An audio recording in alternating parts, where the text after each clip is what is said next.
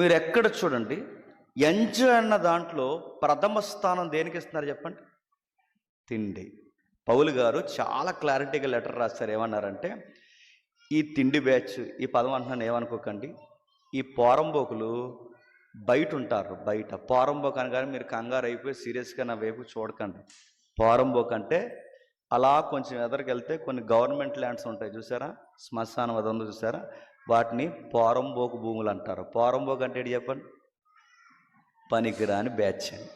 పనికిరాని భూముల్ని పోరంబోకు భూములు అంటారు. ఇప్పుడు చెప్పండి, మనుషుల్లో పోరంబోకులు అంటే పనికిరాని పోరంబోకులని, అంటే ఇంకే పనికి రారు. మరి వాళ్ళు దేనికి పని చేస్తారు?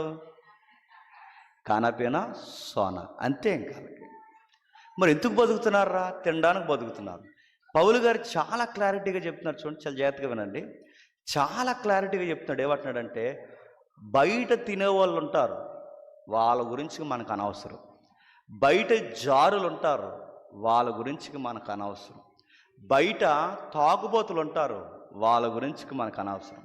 బయట తిండిబోతులు ఉంటారు, వాళ్ళ గురించి మనం అనవసరం. ఒకవేళ వాళ్ళతో మనకు ఫైట్ అయితే వాళ్ళతో మనం ఉండకూడదు అనుకుంటే మనం ఎక్కడ ఉండకూడదు అంటున్నాడు?